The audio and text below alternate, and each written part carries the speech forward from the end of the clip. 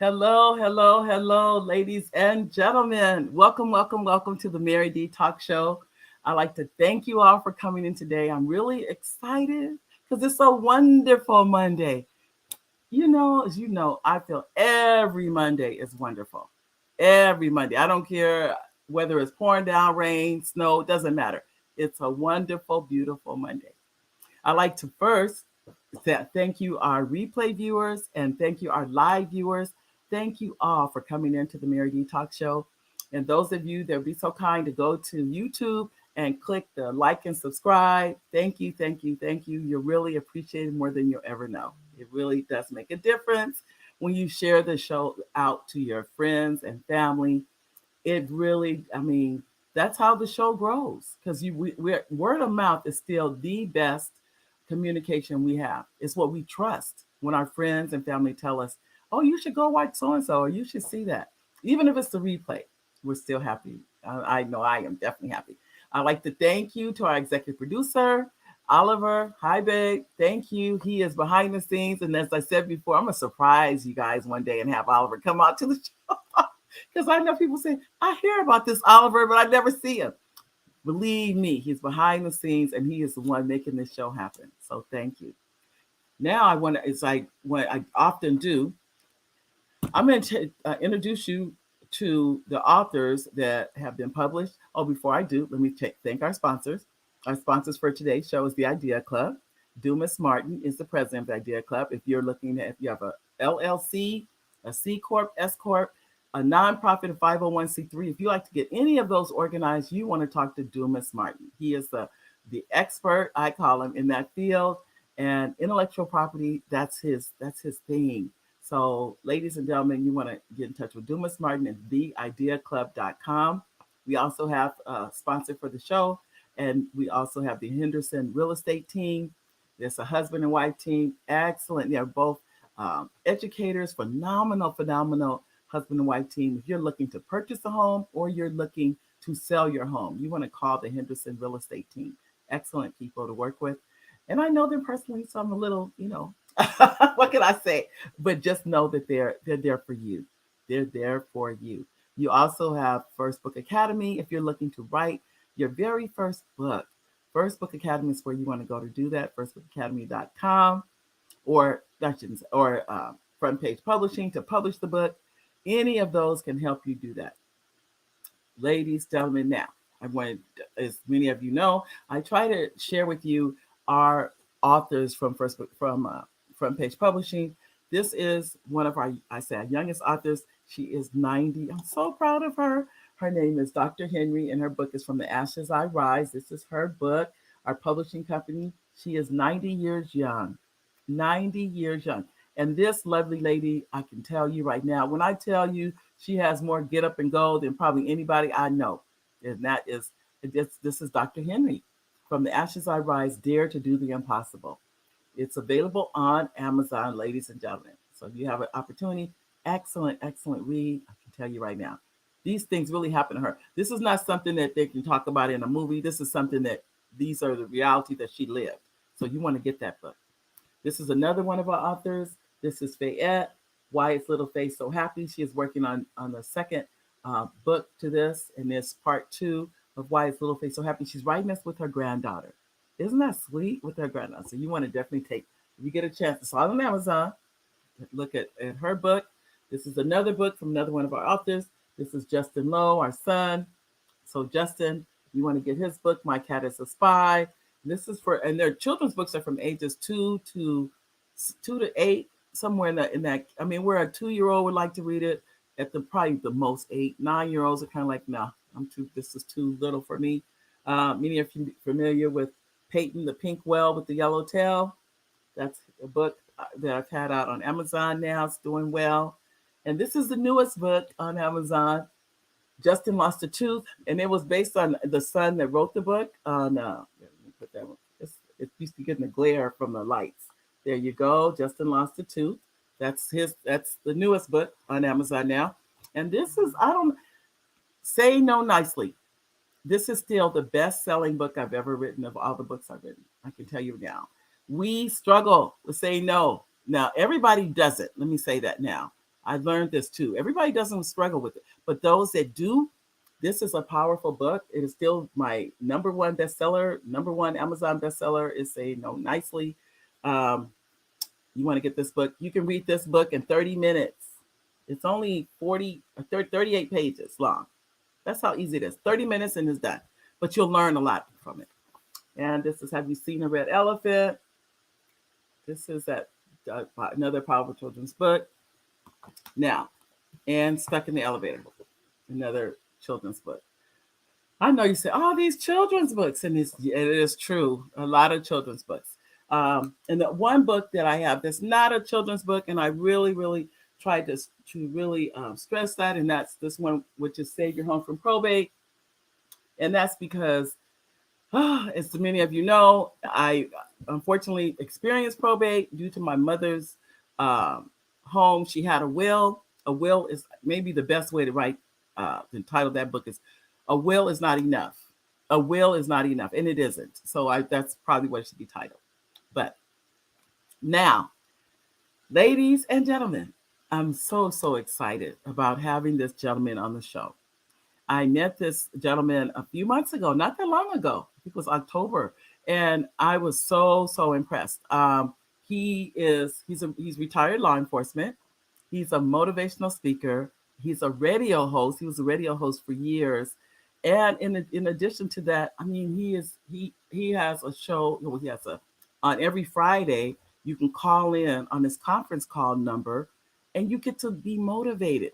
And honestly, I'm one of the people. I don't know if he probably doesn't even know I'm a regular. I call in every Friday. I try to call every Friday. It's at 7 a.m. and I listen because I can tell you right now, and he brings speakers on in addition to himself. He will bring other motivational speakers on. But who doesn't need to be motivated? I know I do. So I'm gonna put his name up first, but I'll tell you right now, I do want to put his number so you have a chance to. Those of you that would like to call in, you get that opportunity. So I like for Mr. Robert Coleman, they call him Bob Coleman, and he is the guest on today's show. Are you there, Bob? Yes, I am. Hi, everybody. Hello, good afternoon. How are you? Yeah, I tell you that I am just so happy and honored to have you as a guest on the show. I don't even know if you knew how much I've listened in on your call. Literally since the day I heard about Bulletproof, I've been there. Awesome. Well, Mhm. that means a lot to me. Bulletproof is really a labor of love. I love helping people realize the greatness is in us, is in It, all of us. And so I really do. It's just a labor of love, man. I appreciate you being there every Friday. It's awesome. yes. I think, and then like I said, you offer this to the community. Anyone that has a number, and I am going to put the number up here, ladies and gentlemen. But I want to just for you to get to meet him. And first, so we do have one of our guests on the show. Hi, Richard. How are you? Richard Nichols wants to say hi, and he said hello, Mr. Coleman. Hello, sir. How are you? And we also have Gwen. Hi, Gwen. How are you? Hi, Gwen. And I tell you, these are our fans, and there wouldn't be a show without if Richard and Gwen and there's some other people that are here at every show, and I thank them. They have shown me they've been very supportive, and without them, there would not be the Mary D Show. And then you're gonna probably see Oliver chime in pretty soon too. He always welcomes you to the show. But Awesome. tell us, why don't you tell us about you? I know you about your life. Let me guess. Were you raised in the South? No, I was actually born and raised in Chicago. Okay, all right. Born On and the raised in Chicago. south side of Chicago. On the south side of Chicago, one of six siblings, four sisters, set of twins in there, and one younger brother. I'm the oldest son in the family. And we grew up on the south side of Chicago. We grew up in the Robert Taylor homes. I referenced that to the TV show Good Times, where Thelma and JJ pretended to live in on the TV show Good Times. We lived in those projects for real. And Wow. I tell people my father would probably be the character Buffalo Butt from the because he was the head custodian at the Robert Taylor homes. He worked there. He was a head custodian, and so we were special because my father worked there. We got to live there for free, but Wow. but we lived there in the Robert Taylor homes, and like anybody else, our parents they used to load all of us. in the station wagon, and we would go and ride around the expensive parts of Chicago, the South Side, Michigan Avenue, the suburbs, and they would show us all the big, beautiful homes, and we would see all the pretty cars, and we would play "That's My Car," "That's my car, that's my car," and our parents told us that we could do and be anything we wanted, Yeah. and then they gave us their formula for success. They said, "Kids, you want to go in a house like that? Yeah. You want a car like that? Yeah. All you have to do to get those things is go to school, make good grades, so you can graduate and get a good job." That was Wow. that was a formula for success that Right. they gave us. And Oh, so they were my parents. Parents, we were in the era where we still listen to our parents. yeah. Yeah. you Oh, know, yeah. so they gave me their advice, and I listened. And I was the kid who always had the very vivid imagination. Of all my brothers and sisters, I had the vivid imagination. I would sit in my bedroom and I would pretend I was on the radio.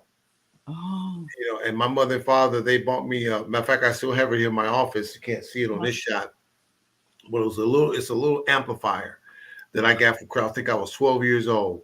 And my mother and father bought me it was a little amplifier and a little turntable and two little speakers. Wow. And so I would sit in my room and I would pretend like I was on the radio Wow. and make up radio shows. And as I got older, of Uh-huh. course, my equipment, you see the reel behind me there. Uh-huh. That was the reel that was in my bedroom back in the day. I used to sit in my room and I would record shows on that reel like I was on the radio, Wow. pretending, You were pretend, manifesting, absolutely. but And I don't think you called it that at that time. You excuse didn't. me. There was no. We didn't call it that, but that's what Exactly.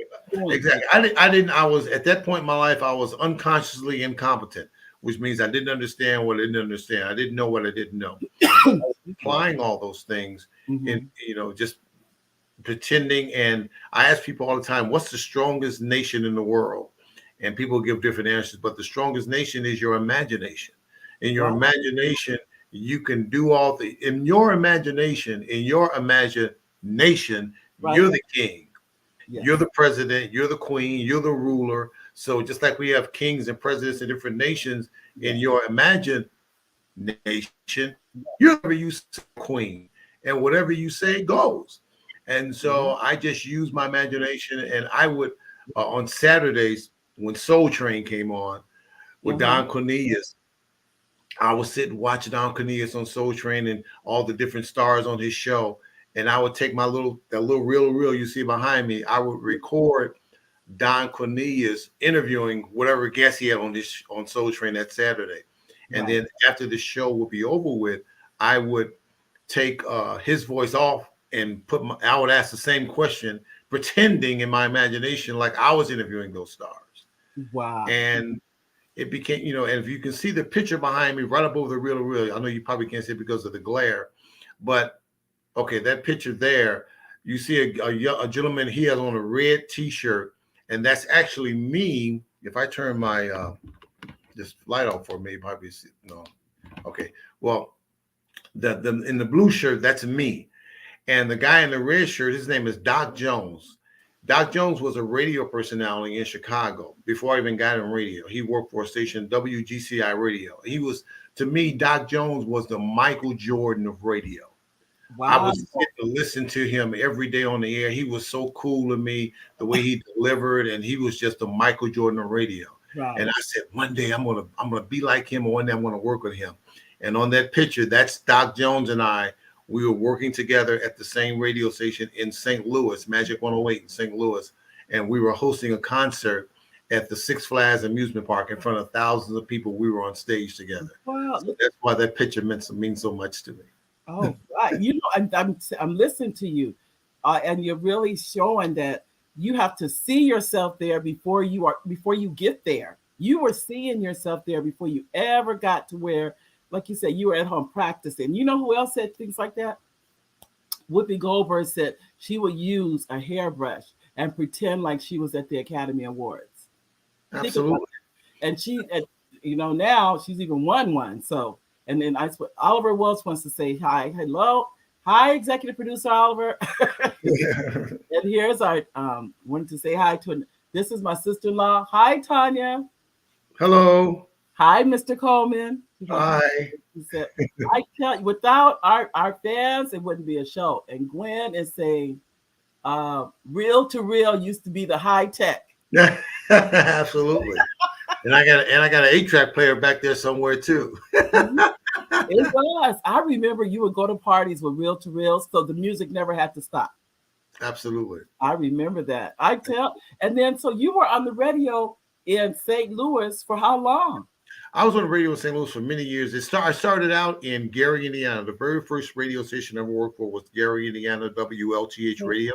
Uh huh. And I went from there to Kicks 96 in Jackson, Tennessee. Denise, the queen of the blues, Denise LaSalle, she was her and her husband actually owned that radio station, and Wow. we went down to Tennessee and we put that station on the air. It was a brand new radio station, and we ruled that city. I mean, Wow. here you had a lot of, we all came from the big city of Chicago down to Tennessee to work at this radio station.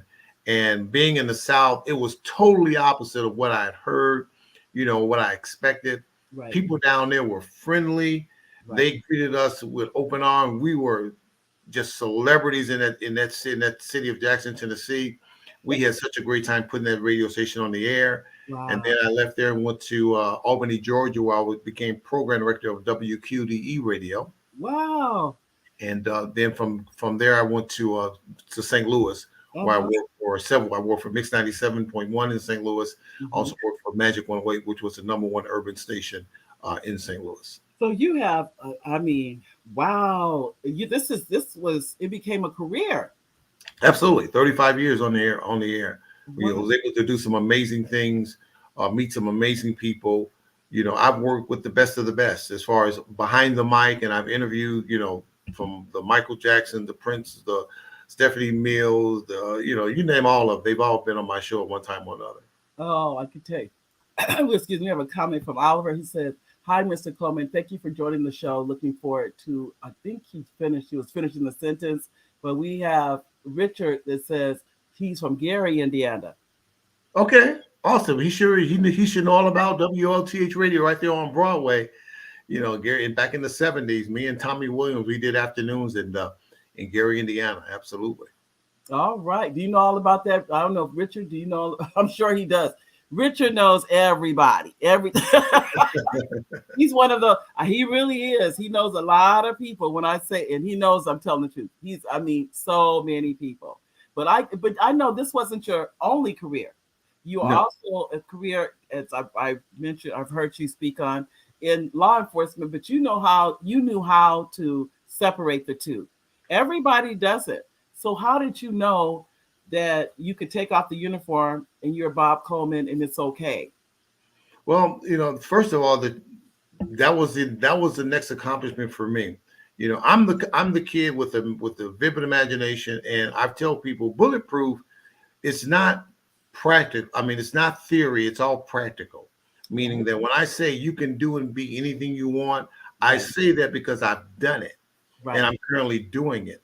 And so after I conquered radio and did everything I wanted to do, went to LA and met all the stars and hung out and all that. It was great. And let me also say, and when I talk to people, I tell them I don't have a I don't have a drug testimony. I don't have a how I was hooked on drugs and I quit, or I used to smoke, or I never did drugs ever.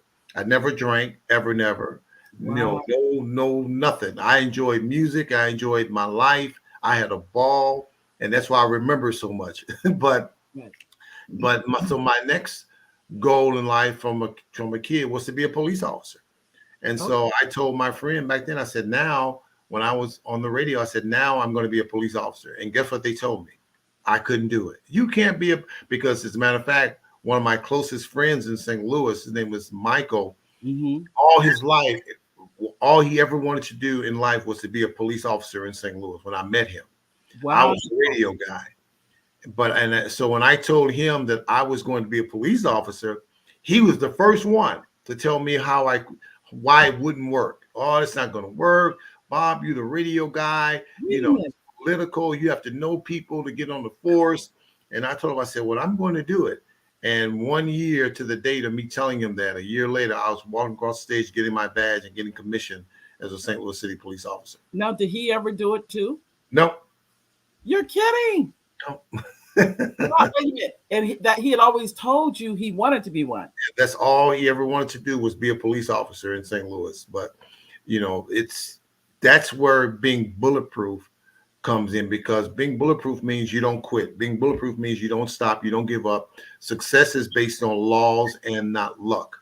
Right. And all you have to do to be successful is understand the laws, which is God's laws. Let me also say, first and foremost, I'm a man of faith, and I Right. put God first in everything that I do. But instead of preaching to people Yes. how good God is, I'm like, you know what? Let me show you. I can show you, but I can tell you. That's And right. I just, nothing magic about what I do. There's nothing special about me, but I tell a person all the time, and I don't say this to be braggadocious. I say it because it's a fact, Right. that I was a young black kid who grew up on the south side of Chicago, who lived in the projects. And only because of the way I thought in my mind and things I wanted to do, I Right. went from living in the projects in Chicago to living in a 2-story penthouse in St. Louis with a private elevator. Now, Wow. now I don't, again, and I don't say that to impress you, but I say that to impress upon you that if I can do it, you could do it. And with bulletproof, I show people how. I just, like as I mentioned to the audience, I listen. If on Fridays, I log in and I just listen. I sometimes I'm sitting there and I think, so that this is why I honestly wanted you to come on the show to share this with other people. You do this, you're not compensated for it. You No, don't get paid for it. You no. don't do all of those things. And remember, I even said that to you. I said you're doing this as a gift to the community.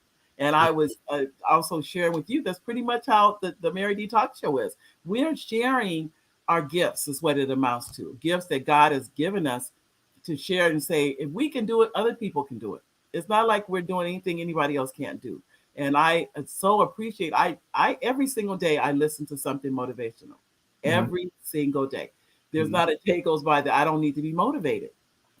Bulletproof is always on my list on Fridays at 7 a.m. It's amazing the people that you meet. I was in St. Louis, still living in St. Louis, and I was the Oh, police. I wrote a stage play, and because that's something else I've always wanted to do. So I wrote a stage play. The stage play is called Big Time, oh, and it's about a high school singing group that get signed with a recording contract. And the story really shows how each one of the young people in this group, they're each faced with different situations in their private life, in their personal lives, right, and each one of these young people have to make a decision, and right, decision could change the path of their lives. And it shows how each one of these young people deal with their particular situations and how they rise against the odds and make it in the big time. I right, wrote that play in 1990. I was waiting to go to the police academy because I've always loved theater as well. right. Going back to Chicago when I was in the house with my brothers and sisters, I would write little plays, and my brothers and sisters would be the actors and actresses in my play. I My love mother, it. my mother would come home and she'd come down to the basement on show night, and she'd be like, "That's why I can't find my sheets and my blankets. You got them all down here for curtains." I would have, I would have them on all my mother's I sheets. love it. But and my brothers and sisters, that they were the actors and actresses, so I've always loved that. And so I decided to write a play. This is before Tyler Perry, wasn't no such thing as Mud Deer, none of that stuff. This was way Right. back in the 80s. And I wrote the play, and it said dominant. It had no life for like 9 years, and it didn't. I wrote it in 1990. It didn't find a stage until 1997. And how it found its way to the stage was I at that time had become a police officer, and the chief of police came up with this program called the war program. It's like Dare, where he assigned a police officer each high school, and we became like the liaison for the high school. We would work with the students, and I had an office there at the school. Right. And this particular semester, the drama teacher at the high school, they were doing a play called Arsenic and Old Lace. Uh-huh. And I went to the rehearsals. I was sitting in the auditorium and watching rehearse, and his name was Mr. Dello. And I told him, I said, I got a play that I wrote. He said, really? I said, yeah, it's called Big Time. I said, I wrote it some years ago. I said, I'm gonna bring it in and let you read it. I just wanted to get his opinion on it. And Right. so I took it. I went home, got the script 9 years later. I mean, I'm sorry, 7 years later, and handed it to him. And he read it, and unbeknownst to me, he let his students read it in class. And so Wow. he came to me the next day, and he said, "Officer Coleman," he said, "Hey," he said, "I hope you don't mind. I let the students read your play in class, and they love it. We want to produce your play this spring as our school project." Wow. I'm like, "Sure." And so they produced it, and they did 3 shows at Roosevelt High School. They did a Wednesday morning show for the students of Roosevelt. Then Right. they did a Thursday morning show for they allowed other students, schools to come in. And then Right. they did a Friday night show, which they charged like $2 or $3 for the community. And that Friday night, that auditorium in that school was packed. The balconies, it was standing room only. Wow. And the teachers came to me and they said, Officer Coleman, they said, let me, the back, it was the music teacher. And he Hmm. said, Officer Coleman, he said, "Can I talk to you for a minute?" I said, "Sure." He said, "Let me tell you something." He said, "I've been with this school for many years." He said, "We've done several plays." He said, "Never have students come to this school on a Friday night to pay to see a play that they've already seen twice this week." He said, "Man, you got something here. Keep working with it." Yeah. Oh. We went from there to the America Center, which is the same center where the St. Louis Rams NFL football team would play. My play was actually produced and presented at that theater in St. Louis a couple of years later. Yeah, Wow. Congratulations. That's huge. That is huge. bulletproof, man. You gotta be bulletproof. I know. I tell you, I've written scripts and everything before, and it is not easy. It No, really is not easy. We have comments from our audience. We have Gwen says, "Oh, you said the real is high tech," and I want to make sure. Oh, here we go. I don't want to miss anybody's comments. We would like to thank, first of all, thank you again, Mr. Coleman, but we want to thank all of our audience. If you put a comment in, our goal is to get to that comment and say and make sure we address that. And we did, and this looks like we know Richard and Gary, Indiana. You can't say anything, Richard. Richard gonna throw Gary in there. It don't have to even be talking about Gary, and Richard gonna say Gary. And this is my wonderful sister-in-law Tanya. She says mostly all of the Navy and Army military friends purchased a reel-to-reel in the 70s and 80s. You're right, Tanya. I remember that was a big deal then too. It says the radio station is still there. That's what Richard said. The Y is YYCA. Jesse, is it Copewood? That's what that. Do you know who that is? I don't know if you know who that is. no, I don't know him. Okay, he said the radio station still exists. He said absolutely God first. Tanya, I know we all girl. It's like it says, "Hi, Mr. Coleman. Welcome to the show. Thank you for all that you do for the community." Now, thank you, Oliver. Now we can see his whole comment. That's what it was. And this is Tanya. She said, "That's why we tune into the Mary D Show to receive the positive, inspiring, and motivational information from your wonderful guests. Thank you for sharing such wonderful guests with your viewers." Oh, thank you. Now, see, that's my sister-in-law got my back. Don't she have my back? Absolutely, absolutely. Really, thank you, love you, Tanya. Well, I'll tell you, when I tell you, Bob, your experiences and the fact, okay, you said you don't drink, you never done drugs, just that alone. Why Mhm. you said that you don't do any of those? Not that they weren't presented to you, I'm sure. And so, Absolutely, absolutely. what made you choose not to ever touch any of those things? Well, both first of all, both my parents were smokers. Okay, And looking back at life, let's say hindsight is 2020. So both my yeah, parents were smokers. And right. as a kid, I would watch them smoke and then just cut to the chase. It didn't make sense to me. I'm like, they're putting smoke in their mouth and blowing it back out. So to me, to me, that made I looked at them like, it don't make no sense. So I just Mm, didn't want to do that you know. okay, And once I got involved in, with DJing, I was a DJ in Chicago for the number one club at that time in Chicago called the Nimbus Disco, and it was the number one night spot in Chicago at that time. And I okay, was the house DJ for that. It was owned by a Jewish guy named Phil Zadenberg was his name. He owned the club. And my life has always been. I love music, and my life has always been music. So that's what I enjoyed. And so I had to have those I had to be clear headed to do it. And so I just never, beer. I didn't like the taste of beer, and I just never, I just never wanted to do that. I just wanted to do what I wanted to do, which Yeah. was, and again, I'm not presenting myself as a perfect person. We all have our, my Right. drink of choice is Coca-Cola and Pepsi Cola, and Yeah. now I'm told that's not good for you. So So you can't do that either. right. Um, If they ever ban Coke, I'll be the guy in the alley trying to buy some, So well, no, I'm saying that because a lot. Well, I'm not going. I don't want to generalize, but I know that some people in law enforcement tend to drink more because they cannot use drugs and they have to pass drug tests.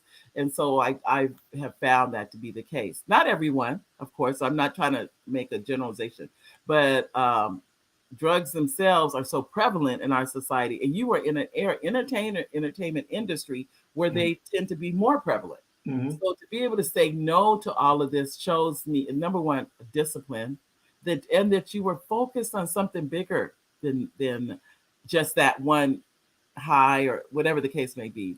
Oh, absolutely. I can remember, it was an event that happened annually in radio. It's called the BRE. BRE stands, it was a in-house industrial magazine. It was called Black Radio Exclusive Magazine.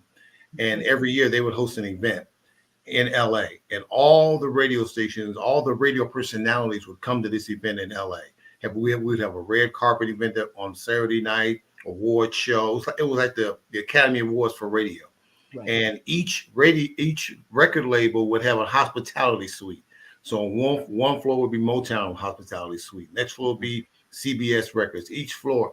And the first year that I went, I was able to attend. It was amazing to me. I was sitting in the Motown suite, and I was talking to James. His name is Jimmy Cochran. He was a promoter for Motown, Mm-hmm. and he and I was sitting there in the room, and he goes, "Yeah, Bob, we're really expecting big things from Stevie Wonder's album this year." Right. And we did that. He pointed, and I looked over across the couch, and Stevie Wonder was just sitting on the couch, right across from me, just sitting there talking to somebody. Uh-huh. And we went to go to the next room, and here's Prince and Billy D. Williams and Sheila E. And I mean, all these, we were just all there together. And we walk in the room, and people be doing lines of cocaine, and they'd be like, snorting cocaine. I walk in, they're like, "Hey, brother, how you doing, man? You want to hit?" And I was like, "No." And that's when for me, I'm like, I don't want to do that. I'm not here for that. But was it offered to me? Absolutely. Yeah, Yeah. every day, all day. Yep. You Offered know, to me too. I never, Same thing. It was offered yeah, to me. I remember thinking, whatever it is that's gonna make me lose my mind and act crazy. I don't need that. I right, don't absolutely, it's like keep it. absolutely. Oh, You go out. When you go out, you want to have a good time. To me, it's not fun getting sick. You know, losing your meal all over folks and your friends have to carry you home. What's fun about that? I'm like, how is that fun? So no, he said so. No. right. Okay. Um, we had Richard said that he went to that club. The club is a senior citizen residence. Yes, it is. Right now, today, it's a senior citizen residence. It's in Calumet City, and it went from the Nimbus Disco to now it's a senior citizens. It's a senior citizen residence now. Yep, it was a Ramada. It was a Nimbus on one side, but Phil owned the whole building. He owned Wow. the hotel part at one time and the club, but now it's exactly a senior citizen building. As a matter of Wow. fact, I still got my. This is my rock right here. This is a piece of that senior citizen because I went over there and visited it. And if you see, I got the Nimbus written on it. Wow. And Yeah, this is a part of that brick from that building. Yeah, wow. He said he went to the BRE at the Universal Sheraton in 1992. absolutely. BRE. He knows what I'm talking about. He Oh, knows boy. exactly. I'm not surprised. Richard, as they say, Richard get around.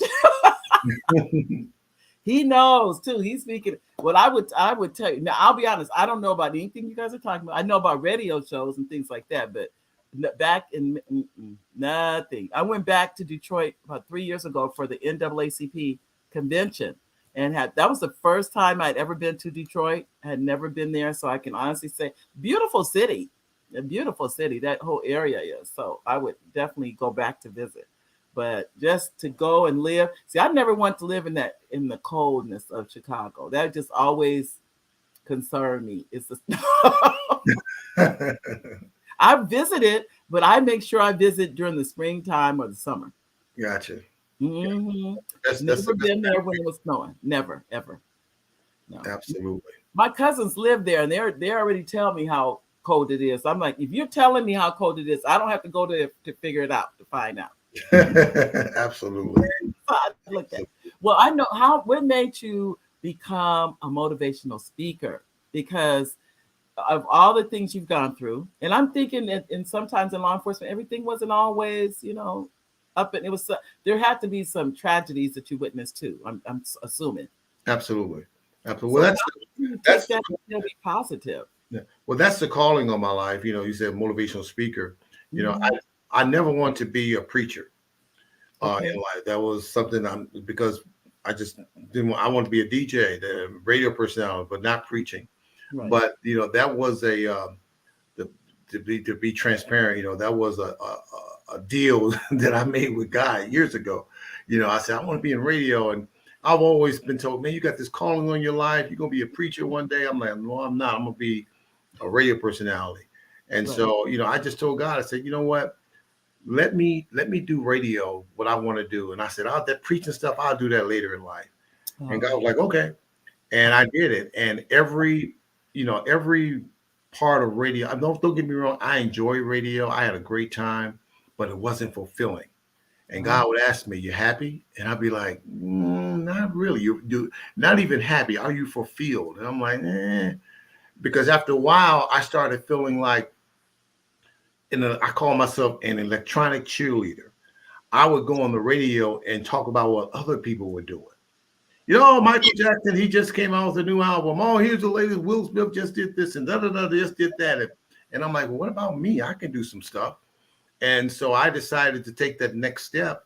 hmm. And once I did that, you know, um, I met a bishop. As a matter of fact, since we had one meeting, this Hmm. bishop that I met one day, where he didn't know me, I didn't know him. And after meeting him that one time, he called. We exchanged business cards, Right. and he called me a few days later and asked me if I would meet him in his office. I didn't know why, but he asked me if I would meet him in his office. So I agreed to meet with him at his office a few days after meeting this bishop. And when I met with him, he said, Mr. Coleman, he said he was also the president of a Bible college in St. Louis. Okay. And he said, well, I just want you to know, Mr. Coleman, you start classes next semester. And I'm like, classes for what? And he goes, by my Bible college. He said, God just told me to do this for you. And I'm thinking, man, classes, I don't have money to be for tuition. He said, I didn't say anything about no tuition. He said, you got a full scholarship, full ride. Wow. And he said, God told me to do this for you. I'm just being obedient. And so next semester I enrolled in his Bible college and graduated and got my biblical degree in biblical studies. He licensed me, he ordained me, and I was like, okay, I'm licensed, I'm ordained. Now what do I do? Wow. And but because I don't play church, I'm like, I'm not playing church for people. I don't, if God say you can do this, then you do it. But I'm not going to play church. Right. And I actually pastored a ministry in St. Louis for 7 years. It's called Freedom Christian Ministries that I was the pastor over. That God started. He told me what to do. I didn't want to do it. I'm like, you tell me what to do. Whatever you tell me to do, I'm going to do. Right. And so he told me the name of it. He told me where to go, the building. I went there, I didn't know this gentleman who really owned the building that God showed me in a dream. I knew where it was because I had Hmm. been there once before, but I went there for a business meeting. I went to this building for a business meeting, and God kept showing me this building and said, this is where the ministry is going to be. So I went back, just being obedient to what God told me to do. I went back to the building, asked to speak with the owner of the building, told him what I felt. Unbeknownst to me, you know, I expected him to say, "Man, you crazy. This is my building. No, I'm not interested." This is what I expected. But to Right. my surprise, when I finished telling him the vision that God had shared with me, I had my eyes closed and I was talking to him. And I looked over at him, and he was looking up at me smiling. His name was Mr. Willie. He's since passed now, but he was a war veteran. He had no legs. He was in a wheelchair. And when I looked down at him, he was smiling at me. And he said, "You know what, young man?" I said, "What's that, Mr. Willie?" He said, um, "I built this building, and me and my partner put this building together. We were gonna have a social club here." He said, "But God showed me there wasn't gonna be no social club here. It was gonna be a ministry here." He said, "I didn't know how, I didn't know who." He said, Wow. "You," he said, "You the one." And I was like, "Dang it." That was the last thing I wanted to hear. But see, but didn't that tell you God was in it? Absolutely. And Oh so my God. and I was like, "Dang it." That's so funny. That's You what I said, told God. I told God, I said, "You uh-huh. know what?" I said, "I'll do whatever you tell me to do. Oh, I'm gonna do. I'm gonna keep me out of it." And so, in that 7 years that I was pastor of that ministry, I never wrote not one sermon, not one. And but every Sunday I had something to say, but I never wrote a sermon. I said, "God, what do you want me to say today?" And He wow. would tell me what to say, and I would say it. And people would come to me, "Oh man, your message! Oh my God! Oh my God!" Blah, blah, blah. And I'm like, "Okay." I would actually write my notes after the service was over, because a lot of times I didn't know what I was going to say, Right. because it was given, it was fed to me by the Holy Spirit. So I would just say it. I'm not a hooter. I didn't Yeah. spit and cuss. I mean, Right. oh God, that ain't me. I just talk. Yeah. You You're know, you know that you're by inspiration. You're absolutely, inspired. You're absolutely. inspired. And we You are our fans here said Ethel Rucker said, "Hello, family." Hi, Ethel. Ethel's know, on the show. hello. Make sure we get their comments in because next thing you know, the show, believe it or not, fat you people think an hour is a long amount of time until you're talking. Right, And absolutely. then it goes by really quick. Elaine Wilson said, "Hello, Mr. Coleman and Mary. I'm really enjoying hearing all of your inspirational and interesting experiences. God assigned each of your tasks to do in His time. Keep on being used by Him." Thank you, Elaine. Hi, Elaine. And Absolutely. we have, and then Ethel said, "Look at God." And they're in the ministry. Her and her husband, they're in the ministry also.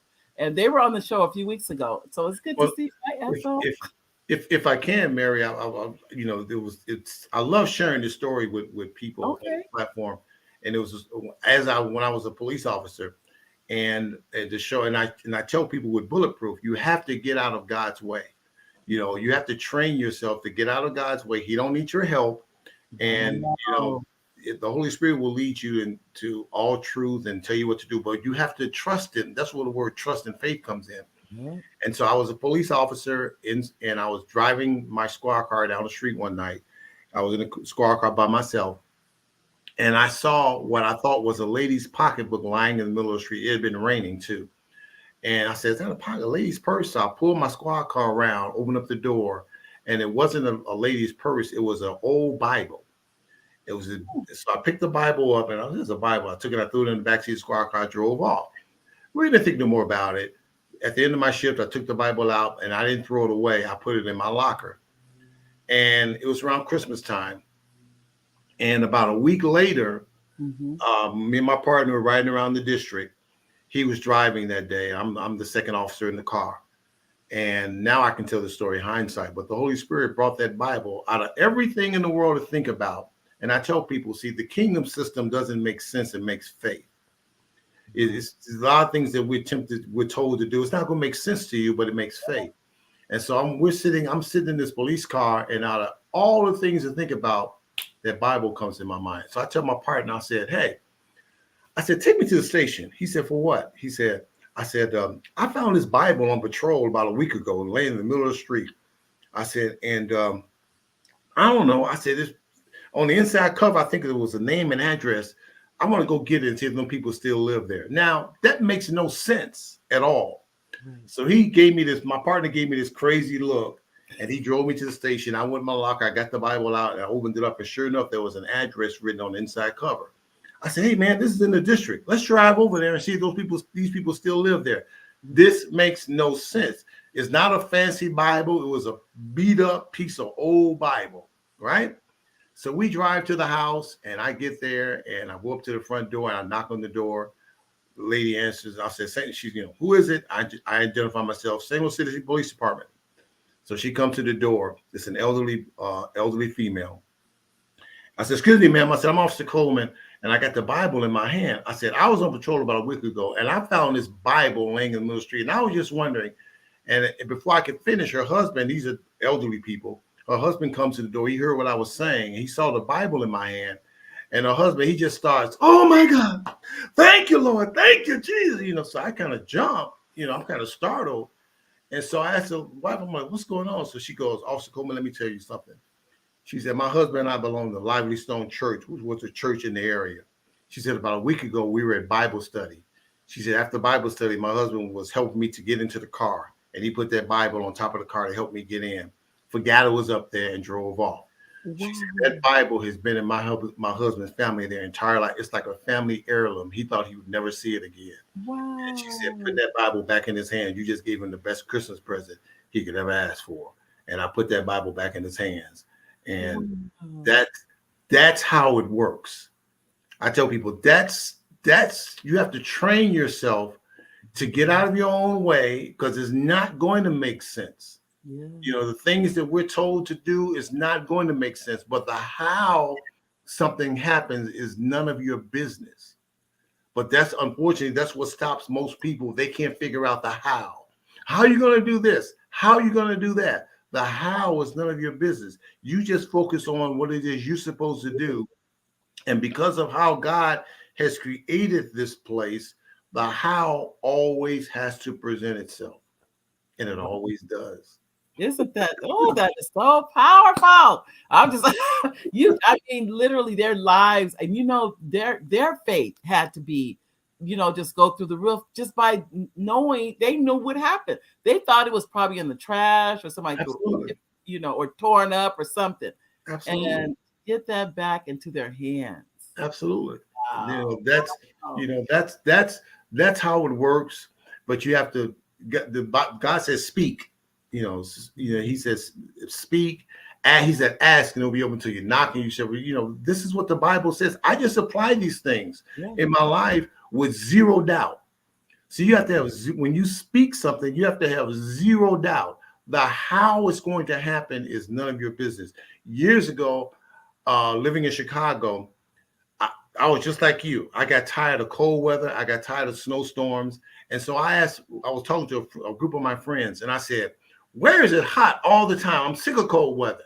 And somebody said, Arizona. I said, I'm moving to Arizona. Now, the day that I said that, I didn't know when, I didn't know how, and I didn't know where.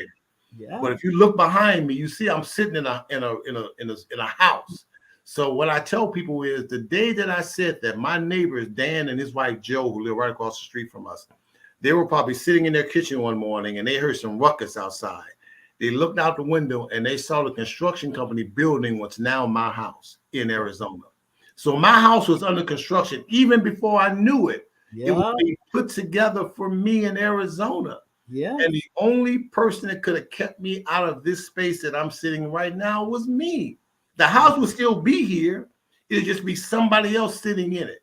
Yeah. So what you got to ask yourself is, how many people are sitting in your place that you should be? Wow. Oh my goodness. But and I know you're right, because even before I retired, I remember saying to the Lord, I want to work from home. I want to work from home. It's not that I didn't want to work. It's just that for some reason, I don't even know why, I just want to be home. And even now, that's why I work from home. That was 12 years ago when I said those things. And and this is where I love it that I can be home and work. I still work. It's just that it's different. But I did say it long before it actually happened. Before it actually manifested, I put those words in the universe. I always say the universe is conspiring to give us the desires of our heart. But this is what I think too. If you don't know what they are, God can't give it to you. You have to know what the desires of your heart are, so he can give them to you. Right. That's the thing too. So yeah, it's really, it's phenomenal. Our God he's more than enough God. Let me say it. But then my son said, she is more than enough God. So it's whatever your belief is Yeah, more than it's it's that. it's an awesome, book. To answer your question, how I made the transition. It's Uh-huh. not really a transition for me, because no matter what I do, when I was on the radio, I would go by people's houses when I get off the air, and they would call me in the request line. That hey Coleman, we barbecuing Labor Day weekend. We do jam, and where you all at? We on 4242 Wells Street. When I get off there, I go over there, give me a plate. They'd be like the radio guys here, was good because we're all the same. I know. I don't believe in superstars and celebrities and all that. I'm like, listen, we're all the same. You And really stuff are. with Bulletproof, it just gives me the opportunity to help people. I've never had any biological children. I've got a young man that I call my son. His name is Devontae. He's probably on the view this morning, this afternoon.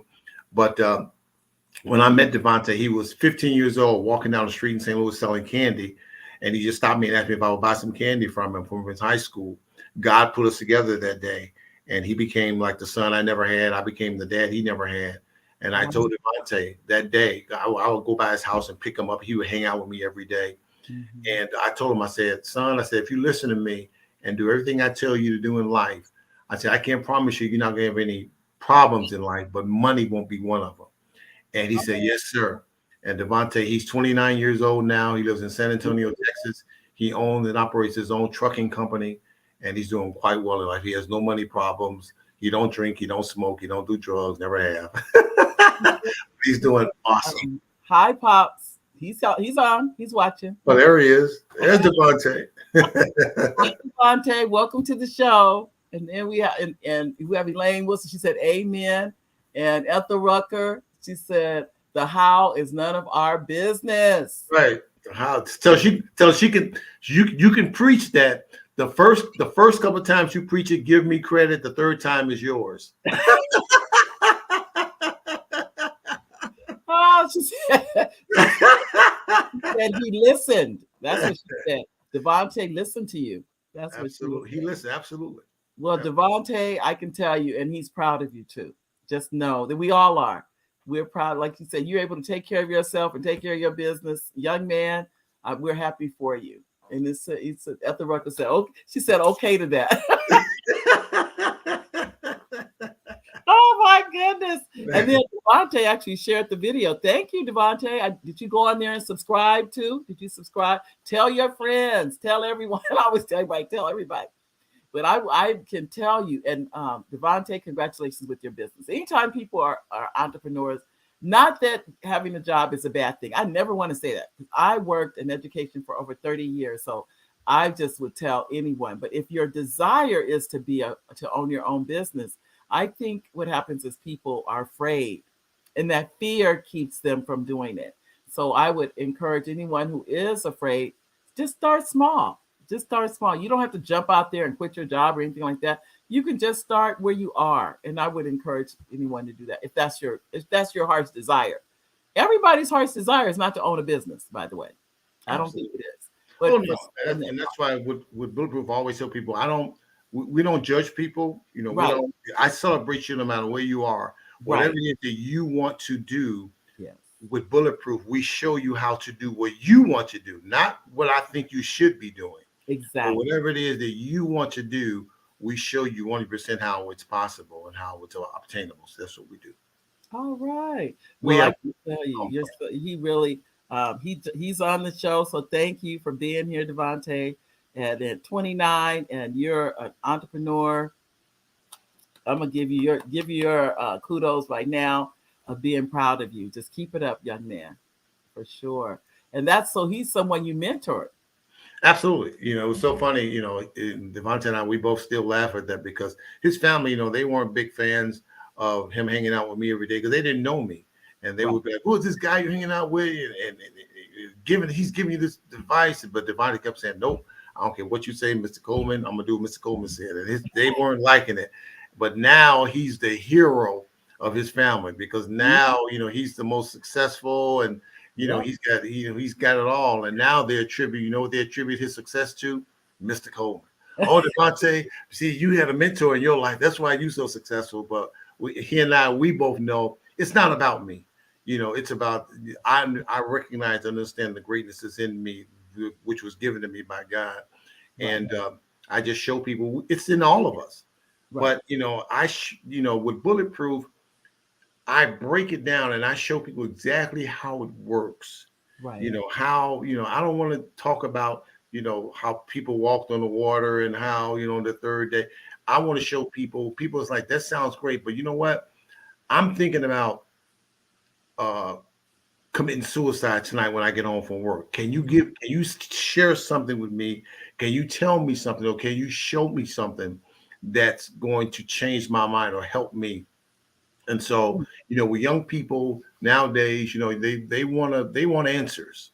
And Yeah. with social media has become the leveling, it's leveled the playing field. Well, now we live in the information age, and they call it the information age for a reason. But there's nothing that you can't find out if you look hard enough. That's right. So And you have to know how to communicate. So that's what I do. I have another comment from Tanya. She said, "It is a blessing to be a blessing to others." Awesome. And it Absolutely. is. And what you're saying is, even like you said, you did not have to mentor this young man. You did. There was no qualifying. You didn't have to do it at all. But the fact that you did, and when you do, I can tell you, it changes people's lives. It changes Absolutely. their lives. He probably. This is what I always. This is my. I don't know if it's a saying or whatever. Whatever you are seeking is seeking you. The two of you are seeking each other. You were seeking. You knew a lot, and but you want to give some back to someone, and he was looking for someone to give, someone that would be willing to give information to him so he can have a better life. And like you said, now they're saying his friends or family saying, well, you had a mentor. Yes, you had someone that cared enough to spend the time to show you a life that would be a better life. Right. And that is a blessing right there. Right. So I mean, but I can tell you, I don't want to. I just hate that we coming to the end of the show. But because I'm enjoying, and we just had this is my cousin from Jonestown, Mississippi. Her name is Mary. Hi, Mary, and she has a comment. As many of you know, that tornado that went through Mississippi, it missed the town I was actually born in, Jonestown, Mississippi. But for those that were in that tornado, our hearts and prayers go out to each and every one of you because that was just terrible what they're experiencing. Yeah, Devontae was in Mississippi with his truck last night. When we were talking, he was driving through Mississippi. Was he? It was. I asked her because they said it was like 100 miles wide. It was, but I want to give you just a couple of minutes, just as we're nearing the end, so that you would have a chance to any last words you want to leave for our audience. Absolutely. I just want, first of all, thank you for allowing me on the platform. I think this platform is awesome. And just kudos to you, what you're doing. I think it's awesome. Just keep letting, of course, God use you and what you're doing with your vision. I think it's just great. And I just want to invite people, join the Bulletproof Call on Friday mornings. He or she who stays closest to the fire stays the hottest. It's not a money thing to me. We don't charge anything. There's nothing for you to sign up for. No membership, nothing. If you have I'm looking for people, to interview to have on the Bulletproof podcast, because again, everybody's got a bulletproof story, Yep. and so feel free to call in on Fridays. So it's a 30-minute call. You just dial in and listen. And I love to come out, to different areas and speak to different groups and organizations and share what God is doing with me through to others and to help everybody be successful. Because like I always say, true success is based on laws, not luck. Yep. And we understand that in order to be successful, all you have to do is know those laws, apply those laws, and whatever you do, be bulletproof. All right. I would like to thank you. We have just about 1 minute. I see Tanya has a comment. Our prayers are with the families. Mr. Coleman, thank you so much for sharing, and sharing is caring. Thank you, Tanya. Thank you, thank you, thank you. I'd like to thank Mr. Coleman. This has been a wonderful show to have you on today. Like I said, your motivation, it is definitely infectious because I am one of those people. As soon as I hear, I literally, it's like I get up, I start moving around. I really it keeps me going and motivated every Friday. So those of you, I put the number up. I hope you got the number down. Again, I will send out it went out on the email too, and it had about bulletproof. So you're welcome to go on that email. Let me put it back one more time before I have to end the show. We're down to the last minute. But I Can I will. say can I say this? Anybody that wants to be put into the bulletproof data system where you receive a text every Friday morning right before the call starts, you can text me direct. Just text your number to 314-677-4940. That's 314-677-4940. Text me your number. I'll put you in the bulletproof database and you'll receive a text message about 10 minutes every Friday before the call starts. And I'm gonna try to put this up really quickly before we have to get up. Oh, I'm sorry, we have to go. But what I'll do, I'll put in the email and they'll go out as an email. All right, Okay. guys. All right. Thank you, Thank you. everyone. God Thank bless you. every one of you. And we will see you next Monday. Bye, everybody. Bye-bye.